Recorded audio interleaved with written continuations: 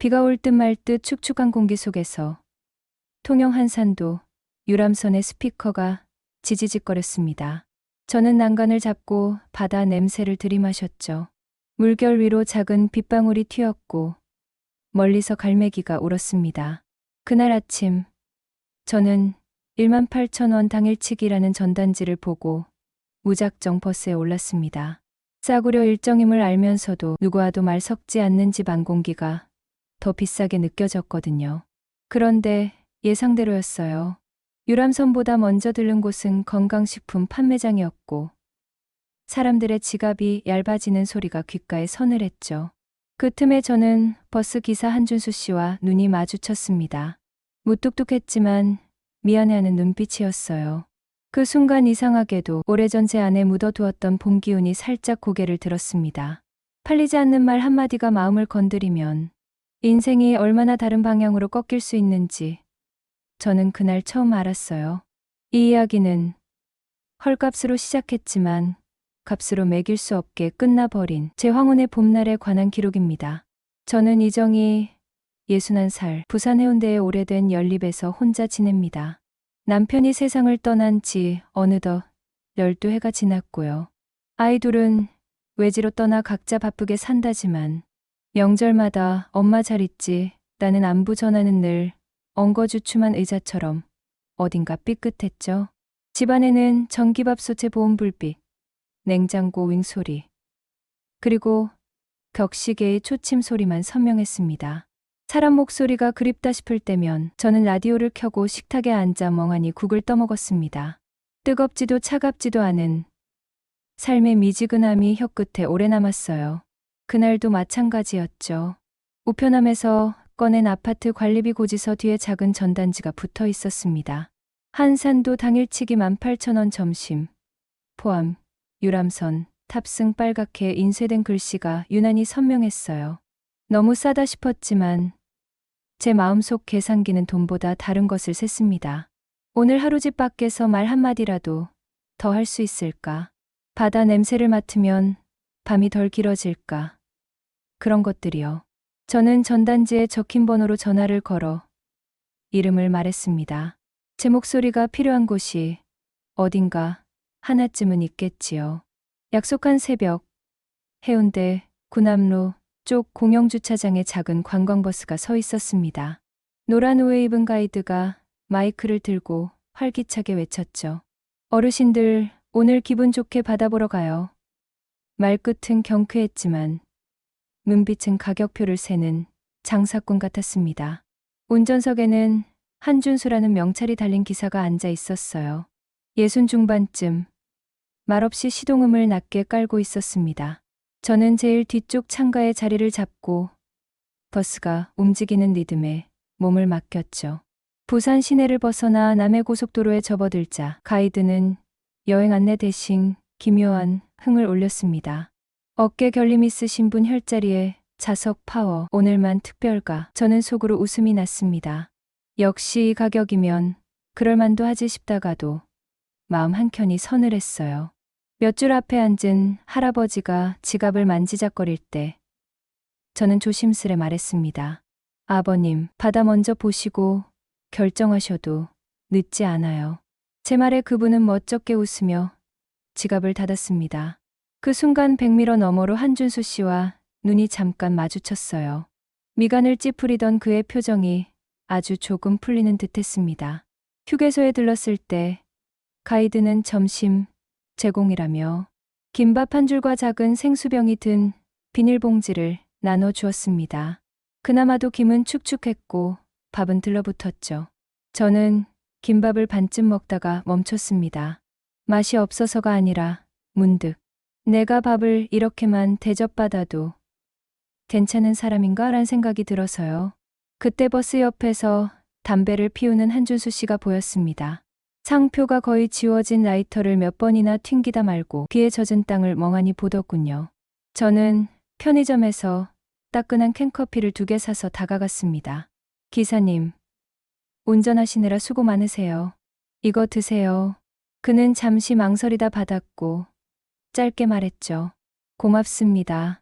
목소리는 낮고 거칠었지만 그 한마디가 이상하게 속을 데워 주었습니다. 통영에 닿기 전 버스는 바다를 스쳐가다가 건강체험관이라는 큰 건물 앞에 멈춰섰습니다. 예상대로였죠. 안에 들어가니 색색의 팔찌, 도자기 같은 허리 보호대, 이름도 생소한 영양제가 탁자 위에 빼곡했습니다. 사회자는 마치 오래된 유람선 선장처럼 목청을 높였습니다. 오늘만 마지막 기회.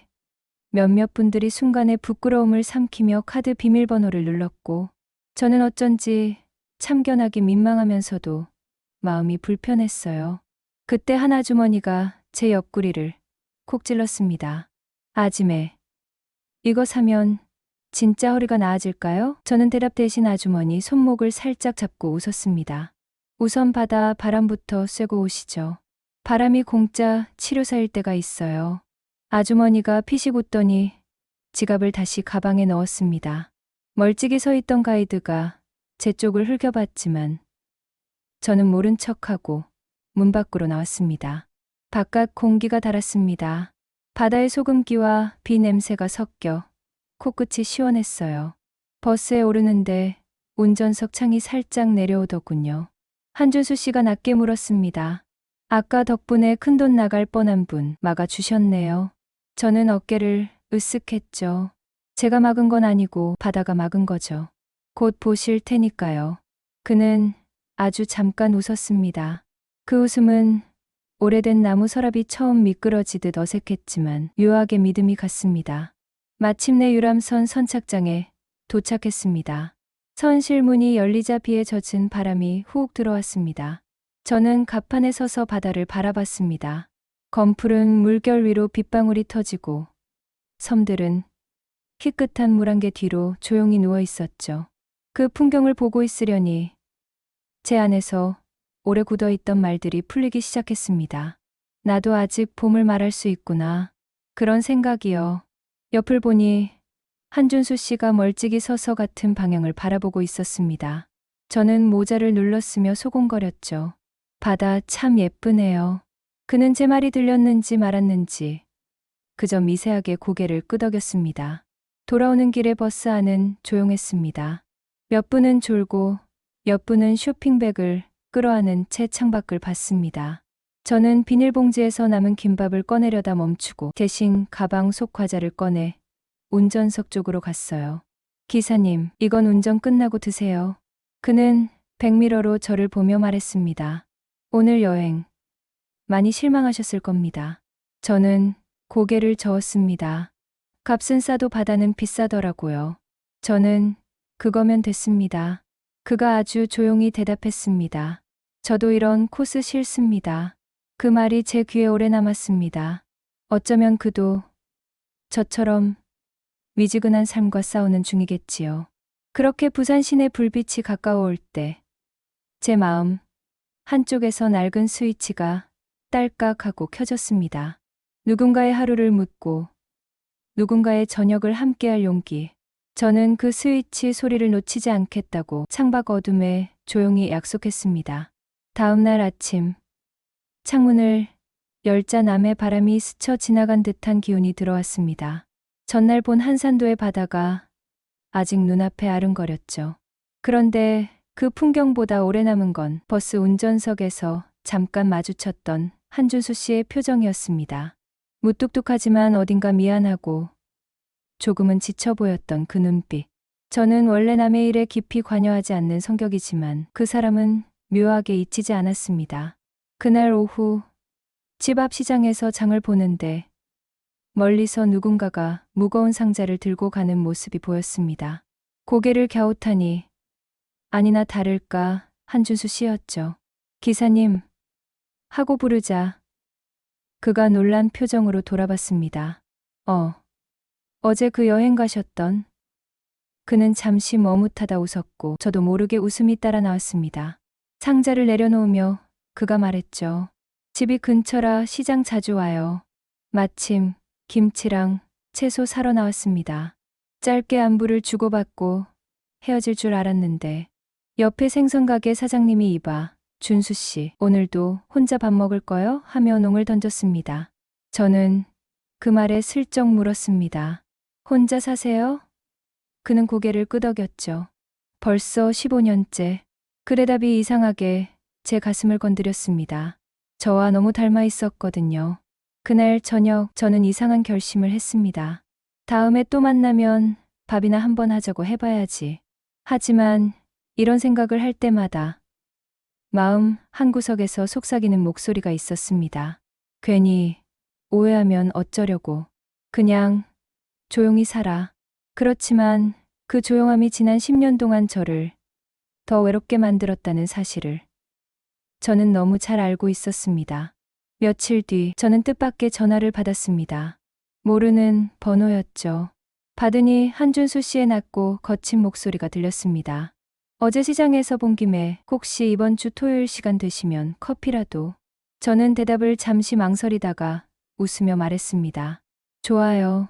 토요일. 시장 옆 카페에서 봬요. 토요일이 되자 시장 앞 작은 카페에서 그가 기다리고 있었습니다.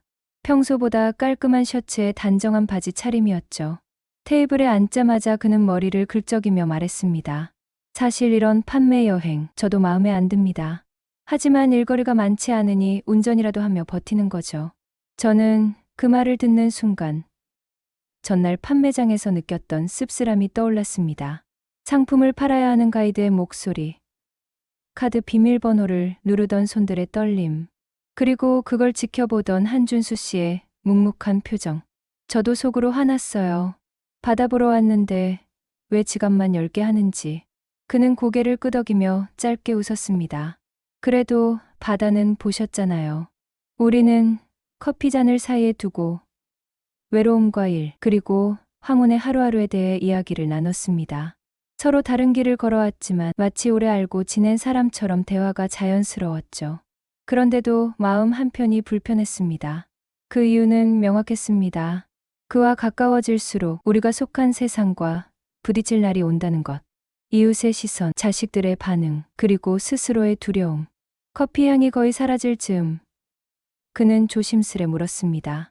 정희 씨, 혹시 다음에 한번 한산도 말고 진짜 여행 가보실래요? 상술 없는 여행으로. 저는 대답 대신 창밖을 봤습니다. 시장 골목 사이로 바람에 실린 멸치, 비린내가 스쳤습니다. 그 냄새가 왜 그렇게 낯설고 설레던지 제 입술 끝에서 한마디가 떨어졌습니다. 네, 좋아요. 대신 바다는 꼭 보러 가요. 그날 집에 돌아와서도 마음이 오래 두근거렸습니다. 그러나 동시에 묘한 불안이 따라 붙었죠. 이 만남이 나에게 또 다른 상처가 될지 아니면 마지막 곰이 될지 아직은 알 수 없었습니다. 하지만 적어도 저는 집 안에 가둬뒀던 마음의 창문을 조금 열어두기로 했습니다. 그 약속 이후 며칠이 지났습니다. 바다 냄새가 그리워진 것도 있지만 솔직히 말하면 저는 한준수 씨와의 다음 만남이 기다려졌습니다. 우리 둘 다 말주변이 많은 편은 아니었지만 오히려 그 무심한 틈이 편안했거든요. 토요일 아침 그는 회색 모자를 눌러쓰고 제 집 앞에 와 있었습니다. 중고차지만 반짝이는 은색 승용차 창문이 내려가며 낮고 담백한 인사가 들렸죠. 준비되셨죠? 오늘은 통영 말고 거제도로 갑니다. 차 안에는 소박한 도시락 가방이 있었습니다. 혹시 또 김밥 주시려고요? 하며 제가 웃자 그는 조금 머쓱하게 대답했습니다. 김밥이 아니라 주먹밥이요. 아침에 직접 만들었습니다. 순간 가슴 한켠이 뜨겁게 찔렸습니다. 누군가가 저를 위해 직접 뭔가를 준비해 준 게 참 오랜만이었으니까요. 거제도로 가는 길, 라디오에서는 80년대 가요가 흘렀습니다. 저는 무심코 따라 불렀고 그가 운전대 위에서 박자를 맞추며 흥얼거렸습니다.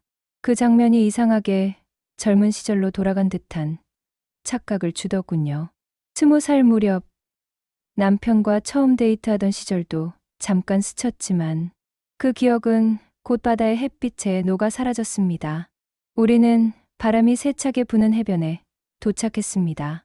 백사장이 끝없이 펼쳐져 있었고 파도는 은빛 거품을 일으키며 달려왔습니다. 모래 위에 도시락을 펴놓고 주먹밥을 나누어 먹었습니다. 그가 쑥스럽게 말했죠. 손맛이 없어도 그래도 같이 먹으면 맛있잖아요. 저는 주먹밥 하나를 베어 물며 고개를 끄덕였습니다. 혼자 먹는 밥보다야 훨씬 낫죠. 밥은 같이 먹어야 밥맛이 나는 거니까요. 그때 바람에 모래가 날려 제 모자끈이 풀렸습니다. 모자가 날아갈 듯하자 그는 반사적으로 손을 뻗어 모자를 붙잡아 주었죠. 그 순간 우리 시선이 마주쳤습니다. 바다 소리와 바람 소리 사이로 아주 조용한 무언가가 흐르는 듯했습니다. 바람이 세니까 가까이 계세요. 그의 말투는 여전히 무뚝뚝했지만 그 안에 묘한 다정함이 숨어 있었습니다. 오후엔 동네 어촌 마을로 향했습니다. 항구 근처에선 할머니들이 갓 잡아 올린 멸치와 전복을 팔고 있었죠. 그는 제게 전복 한 바구니를 사주었습니다. 집에 가서 끓여 드세요. 국물 좋습니다. 그런데 그 순간 등 뒤에서 익숙한 목소리가 들렸습니다. 어머, 정희 씨 아니세요? 여기서 다 보네. 돌아보니 해운대 시장에서 가끔 마주치던 박미자 씨였습니다. 그 눈이 제 옆에 준수 씨를 스캔하듯 훑었죠. 같이 여행 오신 거예요? 아이고, 부럽네. 근데 준수 씨면 그 버스 기사님 맞죠? 순간 제 얼굴이 뜨겁게 달아올랐습니다. 그 말투에는 장난과 호기심, 그리고 조금의 뒷말 냄새가 섞여 있었으니까요. 그녀는 애써 웃으며 떠났지만 마음 한구석이 불편하게 뒤틀렸습니다. 저는 어릴 때부터 사람들의 입방아가 얼마나 빠르고 날카로운지 잘 알았거든요. 차로 돌아오는 길, 그는 조심스럽게 물었습니다. 아까 그분 친하세요? 그냥 시장에서 아는 분이에요. 근데 벌써 소문 나겠네요. 그는 잠시 생각하다 말했습니다. 소문이야 뭐 우리가 잘못한 것도 아닌데요. 그 말이 맞았지만 저는 쉽게 마음이 풀리지 않았습니다. 황혼의 나이에 새로운 관계를 시작한다는 건 사랑보다 시선과 싸워야 하는 일이니까요. 해질 무렵 우리는 해운대 근처까지 돌아왔습니다. 헤어지기 전 그는 잠시 차를 세우더니 한마디를 건넸습니다. 정희 씨, 전 소문보다 우리가 진짜로 친구가 되는 게 더 중요하다고 생각합니다. 그 말을 듣는 순간 저는 이상하게도 마음이 조금 가벼워졌습니다. 그리고 한 가지 확신이 생겼죠. 이 사람과의 만남은 우연이 아니라 내 인생이 다시 숨을 쉬기 위해 마련한 길이라는 것. 며칠 뒤 저는 시장 입구에서 은근히 불편한 시선을 느꼈습니다. 몇몇 상인들이 제 쪽을 힐끔거리며 속닥이는 소리가 들렸죠. 저기 그 버스 기사 아저씨랑 같이 거제도 갔다더라. 나이 들어서 연애는 무슨 참. 평소 같으면 흘려들었을 텐데 이번엔 목덜미가 서늘해졌습니다. 그날 이후로 저는 준수 씨와 시장에서 마주칠 때 일부러 거리를 두기 시작했습니다. 마주쳐도 간단한 인사만 하고 발걸음을 빨리 옮겼죠. 그러던 어느 날 준수 씨에게서 전화가 왔습니다. 정희 씨, 요즘 왜 피하십니까? 순간 말문이 막혔습니다. 변명이라도 해야 할까 하다 솔직히 털어놓았습니다. 사람들 말이 좀 거슬려서요. 그는 잠시 침묵하다가 낮고 단단한 목소리로 말했습니다. 우리가 잘못한 게 있나요? 밥 먹고 닫아보고 얘기한 게 다인데. 그 말이 맞았지만 저는 쉽게 그렇다고 대답하지 못했습니다. 며칠 뒤 뜻밖의 일이 벌어졌습니다. 시장에서 자주 보던 박미자 씨가 집 앞까지 찾아온 겁니다. 정희 씨, 나쁜 뜻은 아닌데 그 기사 아저씨 예전에 같이 일하던 여행사에서 돈 문제로 말이 좀 있었대요. 그녀는 마치 친절을 가장한 경고처럼 속삭였습니다. 혹시나 해서 얘기해 주는 거예요. 저는 대꾸도 하지 못한 채 그녀를 돌려보냈지만 마음속에 불안이 자라났습니다. 그날 저녁 준수 씨와 약속이 있었지만 저는 연락을 피했습니다. 대신 집 안에서 혼자 국을 끓이며 그 사람의 얼굴과 미자 씨의 말을 번갈아 떠올렸습니다. 혹시 정말이라면 내가 모르는 면이 있는 걸까? 외로움은 사람을 용감하게도 하지만 동시에 의심 많게도 만든다는 걸 그때 알았습니다. 이틀 뒤 준수 씨가 제 집 앞에 나타났습니다. 눈빛이 단호했죠. 정희 씨, 소문 들으셨죠? 제가 직접 말씀드리겠습니다. 그는 과거 이야기를 꺼냈습니다. 몇 년 전, 그가 일하던 여행사에서 단체 예약금이 사라졌고, 누군가 그를 의심했지만 결국 회사 내부 회계 실수로 밝혀졌다는 거였습니다. 그러나 해명 전에 이미 그는 회사를 그만두었고 소문만 남았다고 했죠. 저 돈에 손댄 적 없습니다. 믿으셔야 합니다. 그 눈빛이 진심처럼 다가왔지만 저는 여전히 불안했습니다. 결국 저는 말했습니다. 준수 씨, 잠시만 서로 생각할 시간을 가져요. 그는 잠시 입술을 깨물더니 고개를 끄덕였습니다. 알겠습니다. 하지만 전 기다리겠습니다. 그가 돌아간 뒤 집 안은 더 조용해졌습니다. 텔레비전 소리, 냄비에서 끓는 국물 소리, 그리고 제 마음속에서 작게 부서지는 뭔가의 소리. 저는 창문 밖 어두운 바다 쪽을 바라보며 생각했습니다. 이 관계를 계속 이어가면 나는 소문과 의심 속에서 견딜 수 있을까? 그런데도 그가 잡아주었던 모자의 감촉과 바다 냄새는 쉽게 지워지지 않았습니다. 그와 거리를 둔 지 보름이 지나자 제 일상은 다시 예전처럼 조용해졌습니다. 아침에 일어나면 커피포트를 올리고 창밖 바다를 멍하니 보다가 시장에서 장을 보고 돌아와 혼자 밥을 먹는 날들. 그런데 그 고요함이 전보다 더 무겁게 느껴졌습니다. 문득 주먹밥을 나눠 먹던 거제도의 백사장이 떠올랐습니다. 바람이 불어 제 모자가 날아갈 뻔했을 때 아무 말 없이 잡아주던 손의 감촉까지. 그 기억이 마음을 찔렀습니다. 그러던 어느 날 시장에서 장을 보고 나오는데 익숙한 뒷모습이 보였습니다. 회색 모자, 그리고 두 손 가득 짐을 든 어깨. 준수 씨였습니다.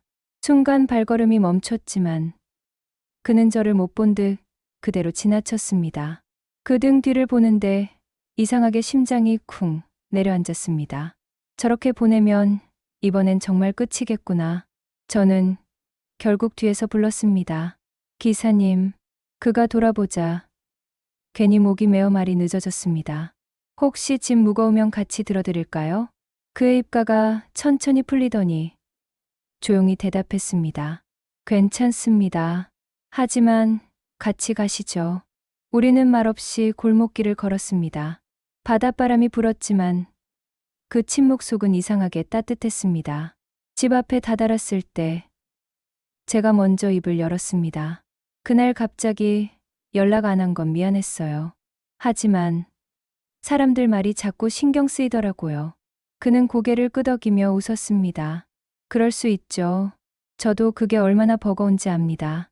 하지만 정희 씨, 우리 나이에 남들이 뭐라고 하든 그게 그렇게 중요한가요?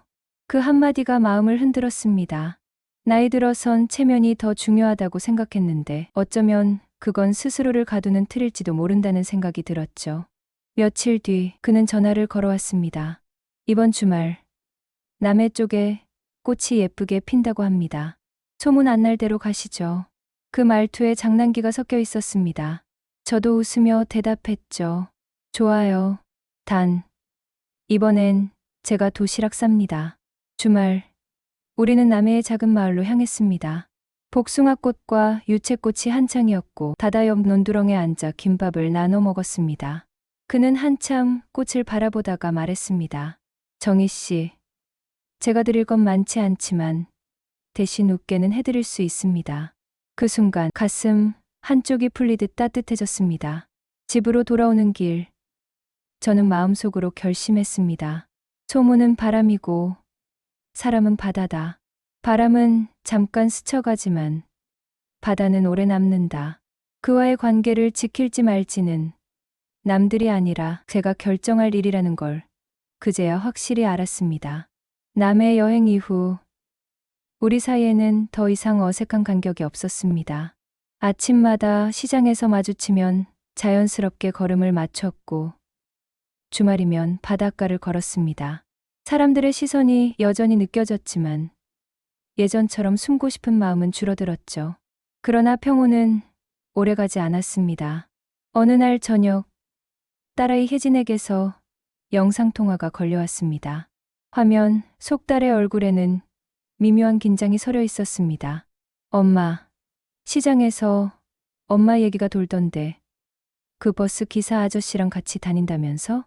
순간 심장이 철렁 내려앉았습니다. 혜진은 말을 이었습니다. 엄마 마음은 알지만 괜히 이상한 사람 만나서 상처받으면 어쩌려고 그래요. 주변에서 좋지 않게 말하던데. 그 순간 준수 씨가 과거 소문 때문에 상처받았던 표정이 떠올랐습니다. 저는 단호하게 대답했죠. 그 사람 괜찮은 사람이야. 나한테 잘해주고 속도 다 보여주는 사람이라고. 하지만 전화를 끊고 나니 가슴 한구석이 무겁게 눌렸습니다. 내 행복과 가족의 안심. 둘 중 하나를 고르라면 그 질문이 머릿속에 맴돌았죠. 며칠 후 준수 씨와 저녁을 먹던 중 그가 조심스럽게 꺼냈습니다. 정희 씨, 이번 여름에 제주도로 가봅시다.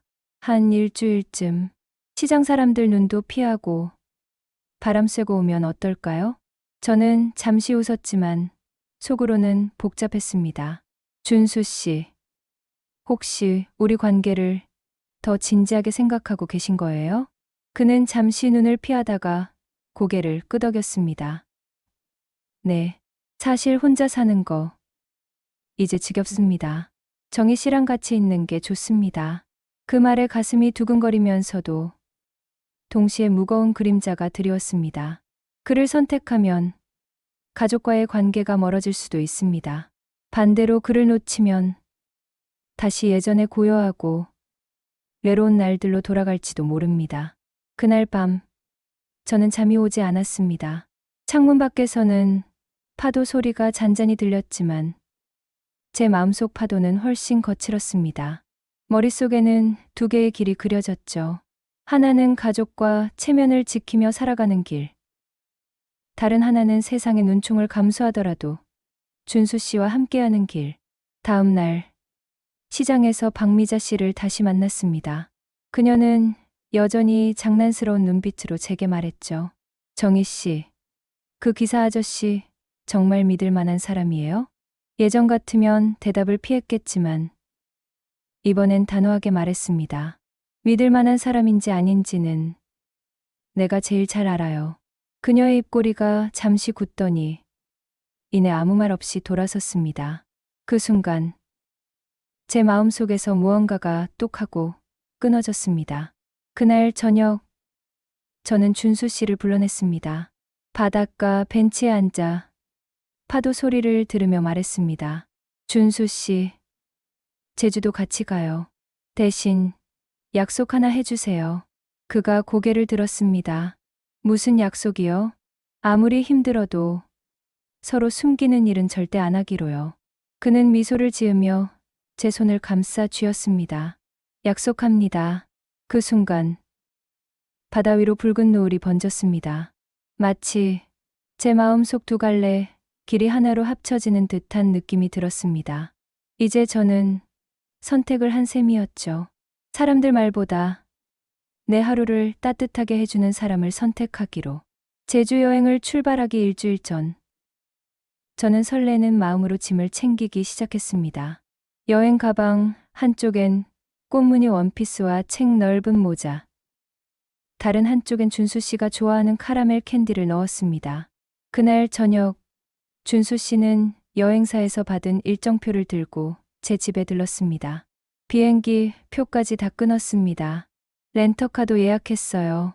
이번엔 판매장 하나 없는 진짜 여행입니다. 그 말에 저는 웃음이 났습니다. 이번엔 바다 말고도 산도 봐야죠. 그렇게 모든 것이 순조롭게 흘러가는 듯했지만 다음 날 아침 시장에서 충격적인 장면을 목격했습니다. 박미자 씨가 두세 명의 상인과 함께 수군거리며 제 쪽을 흘겨보고 있었죠. 저 사람 이번에 버스 기사랑 제주도 간대. 글쎄 그 아저씨 전에 빚 때문에 집까지 날릴 뻔했다잖아? 에이, 그 얘기 나도 들었어. 아직도 채권자들이 찾는다던데. 저는 걸음을 멈췄다가 그대로 돌아서 집으로 향했습니다. 머릿속이 복잡했습니다. 그 소문이 거짓이라는 걸 알면서도 가꾸 마음속 의심이 스멀스멀 기어올랐습니다. 그리고 한 가지 결심이 들었죠. 확실하게 내 눈으로 확인해야겠다. 그날 오후 저는 준수 씨 몰래 예전 그가 일했다던 여행사에 전화를 걸었습니다. 오래된 수화기 너머로 중년 여성의 목소리가 들렸습니다. 아, 한준수 씨요? 오래됐네요. 그때 일이요? 글쎄 회계착오였다고 결론 났죠. 근데 그 와중에 본인이 그 돈을 채워 넣어서 마무리된 거예요. 순간 숨이 턱 막혔습니다.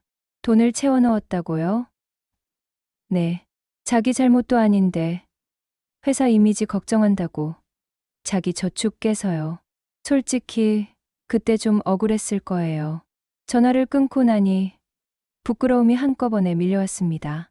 그동안 저는 사람들 말에 휘둘려 정작 그의 진심을 보려 하지 않았던 겁니다. 그런데 그날 저녁 예상치 못한 일이 벌어졌습니다. 준수 씨가 전화를 걸어와 말했습니다. 정희 씨 여행 미뤄야겠습니다. 왜요? 무슨 일 있으세요? 잠시 침묵 후 그는 낮게 말했습니다. 오늘 집에 채권 추심하는 사람들이 왔습니다.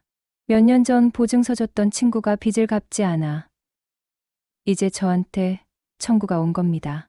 그 말에 머리가 하얘졌습니다. 그럼 얼마인데요? 3천만 원입니다. 숨이 턱 막혔습니다. 그 돈은 제 노후 자금 전체와 맞먹는 액수였습니다. 그는 덧붙였습니다. 정희 씨, 저 이번 일 혼자 해결하겠습니다. 여행은 아무래도 힘들 것 같습니다. 전화를 끊고 나니 가슴 속에서 두 개의 목소리가 싸우기 시작했습니다. 이럴 때 멀어져야 해. 내 인생도 지켜야지. 아니야. 이 사람은 거짓말을 한 적이 없어. 힘들 때 곁에 있어야 진짜지. 다음 날, 저는 채권 추심 사무실을 찾아갔습니다. 좁고 눅눅한 방 안에서 사내둘이 담배 연기를 피우며 앉아 있었습니다. 한준수 씨 일로 왔습니다. 라고 말하자 한 사내가 비아냥거렸습니다. 에이, 또 대신 갚아주러 오신 건 아니겠죠? 전에도 그 양반은 남 도와주다 보니만 거덜났잖아요. 그 말에 저는 확신이 들었습니다. 이건 단순한 빚 문제가 아니라 평생 그를 괴롭힌 악연이다. 집으로 돌아와 저는 여행 가방을 그대로 두고 준수 씨에게 전화를 걸었습니다. 준수 씨, 우리 제주도 갑시다. 정희 씨, 지금 그게 아니요. 우리가 이 여행을 미루면 이 빚이 우리 인생까지 잡아먹습니다. 저는 당신 옆에 서기로 했어요. 그 말에 전화 너머로 긴 침묵이 흘렀습니다. 그리고 아주 작게 그의 목소리가 들렸습니다. 고맙습니다. 전화를 끊고 창밖을 보니 바다 위에 어둠이 내려앉고 있었습니다. 파도는 여전히 밀려오고 있었죠. 저는 마음속으로 다짐했습니다. 이제부터는 이 사람을 향한 소문과 빚, 그리고 그를 이용하려는 모든 것에 맞서겠다. 그게 설령 나까지 상처 입히는 일이더라도. 제주 여행을 결심한 지 사흘 뒤 예상보다 먼저 폭풍이 몰려왔습니다. 아침 일찍 제 집 초인종이 요란하게 울렸습니다. 문을 열자 낯선 두 남자가 서 있었습니다. 검은 점퍼에 표정은 차갑게 얼어붙어 있었죠. 한준수 씨 댁이죠? 아니요. 여긴 제 집인데요. 그들은 서로를 흘겨보더니 무례하게 집 안을 훑었습니다. 그럼 준수 씨가 여기 자주 오나 보네요. 전해 주십시오. 다음 주까지 갚지 않으면 법적 절차 밟겠습니다. 문이 닫히자마자 다리가 후들거렸습니다. 이들이 말하는 법적 절차가 단순한 서류가 아니라 준수 씨의 삶 전체를 뒤흔들 수 있다는 걸 직감했죠. 그날 오후 준수 씨를 만나 이 일을 전했습니다. 그는 미안한 표정을 지었지만 눈빛은 단단했습니다. 정희 씨, 저 때문에 무서운 꼴 보셨네요. 더는 휘말리지 않게 저 혼자 해결하겠습니다. 혼자 해결. 그렇게 하다 여기까지 온 거잖아요. 이번엔 나도 같이 하겠습니다. 그날 밤, 저는 오래된 서랍을 열었습니다. 노후를 위해 모아둔 적금 통장. 그리고 남편이 남긴 금반지가 들어 있었습니다. 통장을 꺼내쥐는 순간, 가슴이 철렁했지만 마음은 이상하게 차분했습니다. 이건 돈 문제가 아니라 내가 지키고 싶은 사람에 관한 문제다. 다음 날, 채권 추심 사무실로 찾아갔습니다. 문을 열자 전날 봤던 사내들이 의아한 표정으로 저를 보았습니다. 3천만 원. 현금으로는 못 드리지만 일부를 먼저 갚겠습니다. 대신 남은 금액은 합리적으로 조정하세요. 그들은 비웃듯 웃었지만 제가 꺼낸 금반지를 보자 표정이 굳어졌습니다. 이걸로 계약금 삼고 남은 건 변호사 통해서 처리하죠. 그 말에 그들이 잠시 서로를 바라보다 고개를 끄덕였습니다. 사무실을 나서는데 등 뒤에서 비아냥이 들렸습니다. 사람 하나 참 충직하네. 저 양반은 복도 많아. 저는 돌아서서 그를 똑바로 바라봤습니다. 복이 아니라 인연입니다. 그리고 그 인연 건드리면 가만 안 둡니다. 그날 저녁 준수 씨는 제 이야기를 듣고 한참 동안 말이 없었습니다. 그러다 갑자기 제 손을 잡았습니다. 정희 씨, 왜 이렇게까지 하세요? 저는 천천히 대답했습니다. 당신이 내 모자를 잡아준 날 이미 마음이 정해졌어요. 이제는 내가 당신을 잡아줄 차례니까요. 하지만 폭풍은 거기서 끝나지 않았습니다. 며칠 후 시장에서 박미자 씨가 또 다가왔습니다. 이번엔 목소리에 노골적인 비아냥이 섞여 있었습니다. 정희 씨, 그렇게까지 그 사람 위해서 돈 쓰면 나중에 후회 안 할 자신 있어요? 저는 차갑게 웃으며 대답했습니다. 후회는 해도 남들 눈치 보면서 사는 것보다 낫습니다. 그리고 미자 씨, 남 걱정 말고 본인 장사나 잘하세요. 그날 이후 시장에서의 시선이 달라졌습니다. 속닥거림은 여전했지만 제 눈빛이 변했다는 걸 그들도 느낀 모양이었죠. 그러나 제주행 비행기를 타기 전날 준수 씨에게서 전화가 왔습니다. 목소리가 심각했습니다. 정희 씨, 여행 또 미뤄야 할 것 같습니다. 이번엔 왜요? 채권자 중 하나가 우리가 제주 가는 걸 알고 공항까지 찾아오겠다고 협박했습니다. 순간 온몸이 싸늘해졌습니다. 이제는 단순히 빚 문제가 아니라 우리의 삶을 방해하려는 노골적인 시도가 시작된 것이었습니다. 저는 숨을 고르고 말했습니다. 좋아요. 그럼 공항에서 정면으로 마주합시다. 이제 도망 안 갑니다. 그날 밤 저는 침대에 누워 창밖바다를 바라봤습니다. 파도는 여전히 거세게 밀려오고 있었지만 이번엔 그 물결에 휩쓸리지 않을 자신이 있었습니다. 이제 최대 위기를 넘기면 우리에게는 새로운 바다가 기다릴 것이다. 출발 당일 아침, 저는 일부러 평소보다 진하게 화장을 하고 공항에 나갔습니다. 흰 셔츠를 입은 준수 씨가 대합실에서 저를 기다리고 있었죠. 정희 씨, 혹시라도 상황이 심해지면 그냥 돌아가요. 저는 단호하게 고개를 저었습니다. 아니요. 오늘은 끝까지 갑니다. 탑승 수속을 마치고 대기하던 순간 검은 점퍼 차림의 중년 남자가 다가왔습니다. 날카로운 눈빛 그리고 주머니에 찔러 넣은 손. 한준수 씨, 공항까지 와야겠습니까? 도망 못 갑니다. 주변 승객들이 웅성거리기 시작했지만 저는 한 발 앞으로 나섰습니다. 당신이 그 채권자군요. 그런데 보증빚이라는 게 정확히 뭡니까? 그 남자가 비웃으며 대답했습니다. 그 양반이 친구 보증 섰다가 친구가 튀어서 이 빚을 대신 갚는 겁니다. 법적으로 문제 없어요. 순간 제 가슴에서 무언가가 울컥 치밀어 올랐습니다. 문제 없다고요? 남의 빚을 대신 떠안고도 그걸 갚으려 애쓰는 사람이면 당신이 고마워해야 하는 거 아닌가요? 그때 주변에서 나 지금 목소리가 들렸습니다. 저도 증인입니다. 돌아보니 머리가 희끗한 노인이 한 걸음 앞으로 나섰습니다. 저도 그 여행사에서 일했어요. 그때 보증 문제는 순전히 친구의 사기였고 한준수 씨는 오히려 피해자였습니다. 그리고 빚 절반은 이미 갚았죠. 채권자의 얼굴이 굳어졌습니다. 노인네, 함부로 말하지 마시오. 그러나 그 노인은 물러서지 않았습니다. 여기 공항 CCTV 있고 경찰 부르면 누가 진짜 나쁜지 금방 나옵니다. 주변 승객들까지 시선을 모으자 채권자는 욕을 내뱉으며 뒤로 물러났습니다. 좋습니다. 남은 돈은 변호사 통해서 얘기하죠. 그가 사라지자 대합실의 공기가 한결 가벼워졌습니다. 저는 준수 씨를 돌아봤습니다. 그는 말없이 제 손을 잡더니 아주 작게 속삭였습니다. 저 이렇게까지 해주는 사람은 정희 씨가 처음입니다. 저도 웃으며 대답했습니다. 이제 됐어요. 우리 빚도 소문도 다 놔두고 여행이나 갑시다. 그 순간 탑승 안내 방송이 울렸습니다. 게이트로 향하는 길, 유리창 너머 제주 바다의 푸른 빛이 비행기 날개 위로 번졌습니다.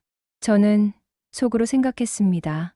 이제 진실은 드러났고 남은 건 우리의 선택뿐이다.